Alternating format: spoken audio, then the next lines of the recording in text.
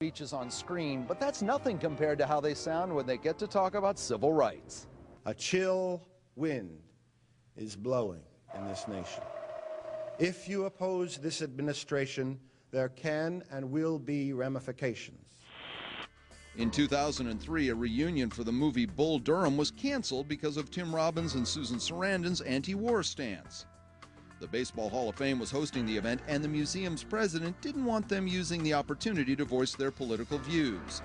Canceling the event may have been foolish, but Robbins' response, it was really out of left field. Susan and I have been listed as traitors, as supporters of Saddam, and various other epithets by the Aussie gossip rags masquerading as newspapers, and by their fair and balanced electronic media cousins, 19th Century Fox. Come on, Tim. If there was such a big campaign to shut up people who criticized Bush, why were you allowed to say so 2 blocks away from the White House at the National Press Club on a speech beamed via satellite worldwide? One guy who didn't get the memo that it was dangerous to insult the president was Emmy-winning actor David Clennon. I'm saying that the moral climate in the ruling class of the United States is not that different from the moral climate that you would have found in the ruling class in Nazi Germany. Wow. Because George Bush, for one thing, is not as smart as Adolf Hitler. Oh, George Bush. And secondly, George Bush has much more power than Adolf Hitler ever had. Of course, if any German criticized Hitler, or for that matter, any Iraqi criticized Saddam Hussein, they'd be shot. The only way to get hurt criticizing Bush in Hollywood is if too many people slap you on the back with congratulations. A chill wind is blowing. There is a chill wind in Hollywood, but it blows in the other direction. Back in the 50s, being accused of communism could get you blacklisted. Now, some actors are more fearful they'll be outed as a card-carrying member of something else, the Republican Party. They're Hollywood. They're basically liberal. There's a lot of conservatives here, too, and, you know, where are they? We'll find them. Bruce, come here. Willis! Stop shaving your head. Come here! Yeah, bring Tom Selleck. Put the gun down. Cheney! Do you get ostracized? No, no way. I'm the king out there. People want to roll with me.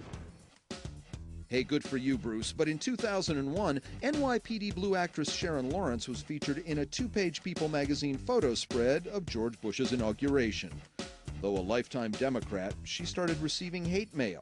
As Lawrence put it, quote, "If one is perceived to be a Republican in Hollywood, there can be an excluding reaction and people genuinely resent you," end quote. There's no reason why a Hollywood leftist would hire a conservative, because at the end of the day, they think they're racist, sexist, or homophobic. A chill wind is blowing.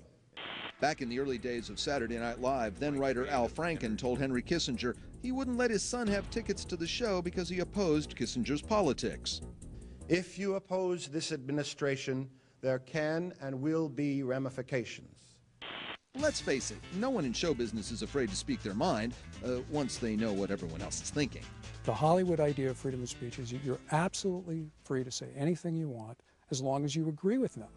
And don't get them started on religion, because they're way ahead of you.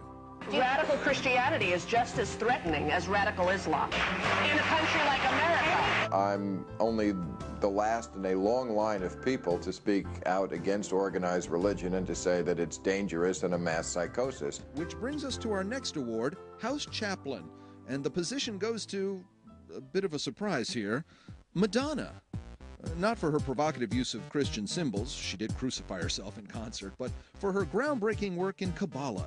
She made it hip again. Mick Jagger, Britney Spears, Ashton Kutcher, Demi Moore, Sandra Bernhard, and others have all followed her lead.